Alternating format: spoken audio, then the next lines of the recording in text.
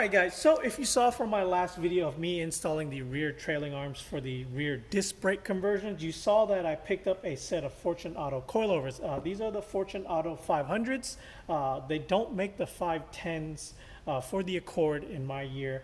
So I went ahead and picked up the 500s. Now these I believe were like just a little north of $1,000. So basically the same price range as all the other coilovers. But in my honest opinion, these are far superior because they are assembled here in the US, and then you also get a little, if I'm pulling it out here, a little birth certificate of who built your coilovers, what's done to it. So for me, I got a 16K, 14K front. If you're not sure what you need, like me, you can contact them, and that they have a chassis guy who can recommend what spring rate you want or what springs rate you should get for your car. So I told them I have an F20B fully gutted with a cage, and it's going to be track purpose only. It's not going to be daily driven. So they recommended that I go with a 16K front and a 14K rear.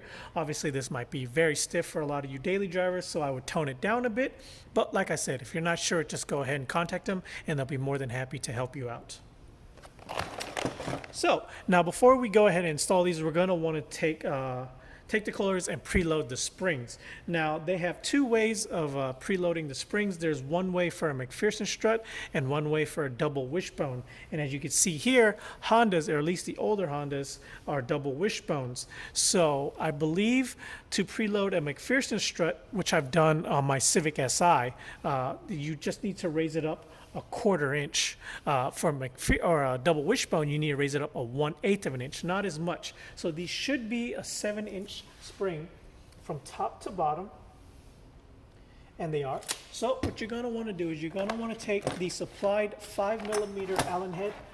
If you lost it or whatever, it's a 5mm. Just make sure that the collar is loose, which I'm pretty sure it is. Yep. On the locking rings. Now, as you can see, these are the locking ring ones. These aren't the double standard or double spanner ones where like you twist it one way and twist the other one way to lock it. This one has a Allen head to where you can lock it and then just twist it up. So I'm going to go ahead and start twisting this. It might not loose enough. It's still twisting the whole body.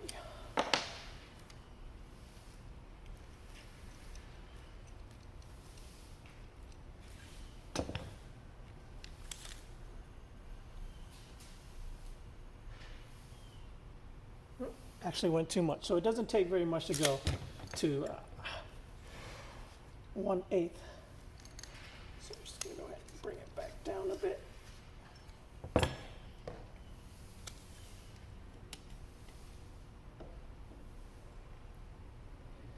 Almost.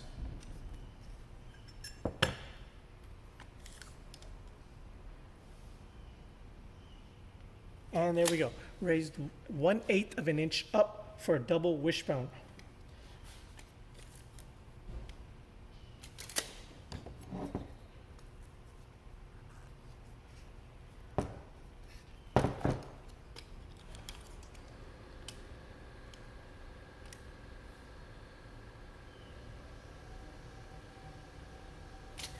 And there we go.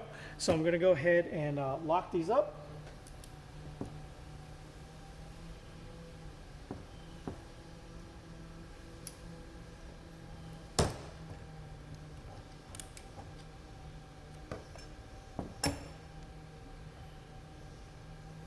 Then I'm going to do the other front and the other rear, and then we're going to go ahead and install them on the car.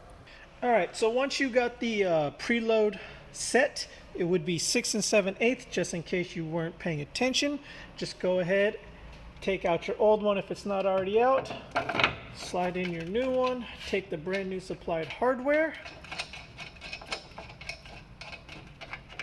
Go ahead and put those down.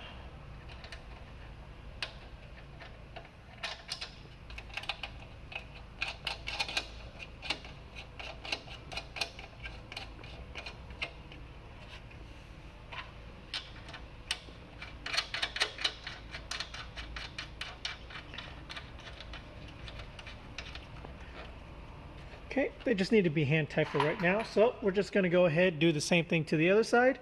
And well, I'm going to go ahead and put my lower subframe back on. Okay, so while you're at it, you might as well change out your brake lines. Since you're already in here, go ahead and buy some stainless steel braided ones. So let's go ahead and take this clip ring out, flathead, and kind of pry it to the side. Hopefully I can get it. There we go. Take that out. Take the old one. Get your new one. Go ahead and stick it through the hole. And they do supply you with a new clip ring. Go ahead, push that in. And there you go. Brand new stainless steel ones. All right, so now that I got that out of the way, let's go ahead and finish putting on the coilovers.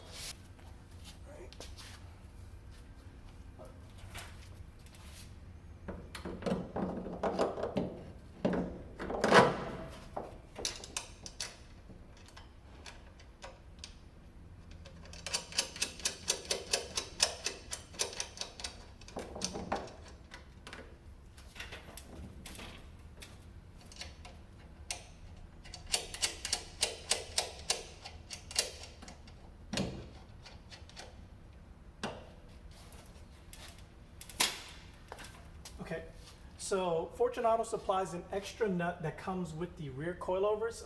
So the factory one just basically has one welded on, but since this is an adjustable strut, I guess they don't know which side it's going to end up on, so they just give you a detachable one that will bolt up to your factory bolt. So make sure you don't lose this. Okay, so as far as height adjustment go, obviously the car is not complete, so I'm not going to be able to go up and down. So what I went ahead and did was I set one side to where I think I'm going to want to set it, which was 4 inches from the top of this ring to the bottom of this ring. And well, more or less it is exactly there as it is. So I'm going to go ahead and leave this here, and then once the car is finished, I'll go ahead and put it on the ground and move it up and down as need be. But I'll show you that when that time comes. Well, yeah, so that will conclude the Fortune Auto Coilover install. It's going to be a short video. I just want to stress again that this is not a DIY. This is a vlog series. If it just so happens you can pick up a few tips and tricks along the way, I'll help you out as much as I can. But there are tons of Accord coilover installs that are out there on YouTube that really are probably more in-depth and more thorough than mine. So until next time, guys, later.